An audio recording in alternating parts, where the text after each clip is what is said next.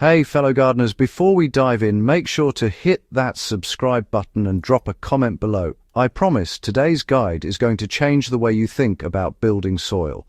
I'm about to share a soil trick that was actually banned in the 19th century, yet even today it can outperform compost in building rich, fertile soil.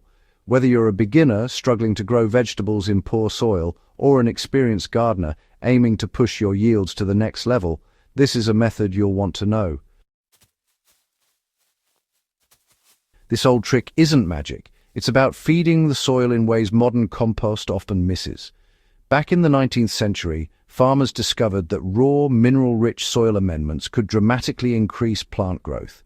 The trick was eventually banned, not because it didn't work, but because it challenged the growing compost and chemical fertilizer industries of the time. The core idea is simple. While compost adds organic matter, this trick feeds the soil at a mineral level, giving plants immediate access to nutrients they can absorb faster than compost alone. What most gardeners don't realize is that compost alone, while fantastic for building long-term fertility, can be slow to release nutrients. A plant may sit in compost-rich soil but still struggle because the minerals it needs aren't immediately available. This 1800s method bypasses that lag, creating soil that's alive, mineral-dense, and incredibly fertile, often producing vegetables and flowers with thicker stems, deeper colors, and faster growth than compost alone. The foundation of the trick is creating a mineral-rich soil tonic. At its heart, this method uses finely ground rock powders or clay-rich soil amendments. In the 1800s, farmers relied on crushed basalt, granite dust, and even glacial rock flour to enrich their fields. These minerals slowly dissolve in the soil, feeding soil microbes and giving plants a steady supply of potassium, phosphorus, calcium, magnesium, and trace elements. The beauty is that you don't need a huge area or heavy machinery to see results.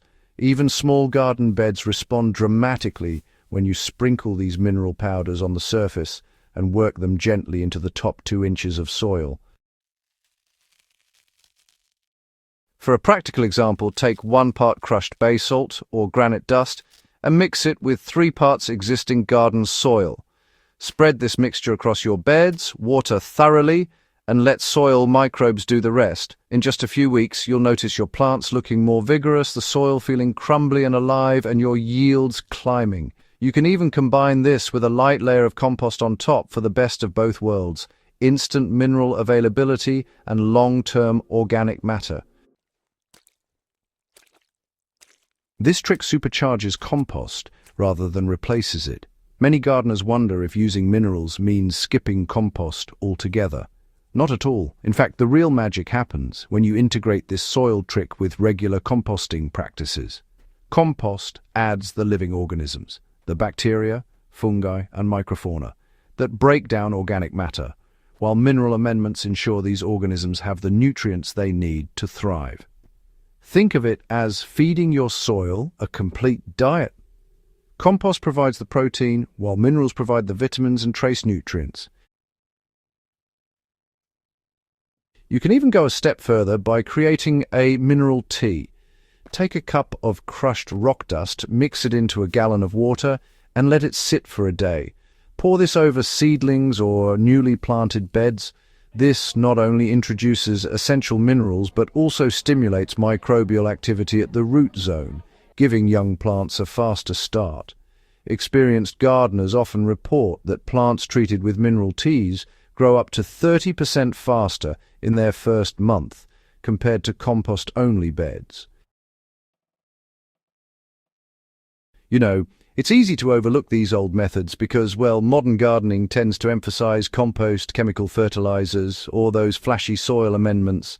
The mineral trick from the 1800s might seem a bit old-fashioned, but that's exactly why it works. Nature hasn't changed, and plants still crave the same balance of minerals. In fact, when you compare a garden bed treated with minerals to one with only compost, the difference becomes clear within just a few weeks. Leaves are darker, stems are sturdier, and flowers bloom earlier.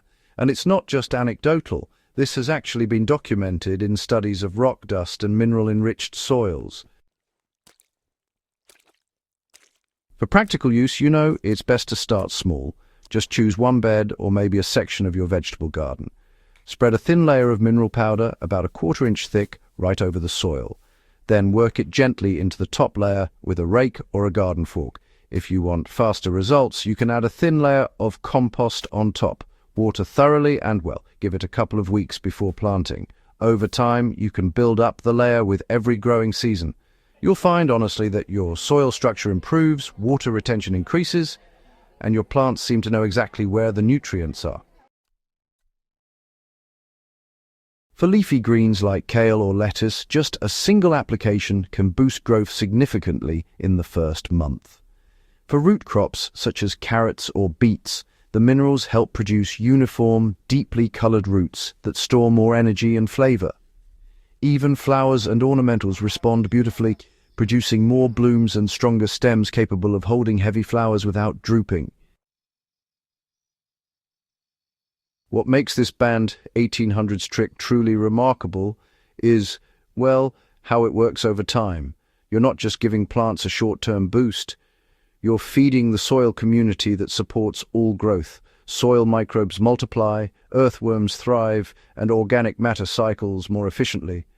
Over a few seasons, even gardeners who started with poor or depleted soil can create a garden that rivals rich, long-tended fields, without relying heavily on chemical fertilizers or expensive compost. This method really proves that old wisdom often outperforms modern shortcuts. It's simple, natural, and backed by centuries of anecdotal evidence and modern trials alike.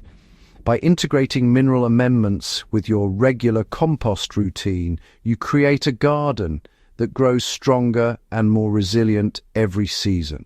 So, fellow gardeners, give this banned 1800s trick a try. Experiment with mineral dusts, teas, and light soil mixes. Watch your plants respond in ways that compost alone just can't match. And if you found this guide useful, don't forget to subscribe to the Evergreen Garden channel, share it with your gardening friends, and leave a comment letting us know which mineral mix you're trying first. Your soil and your plants will thank you for it.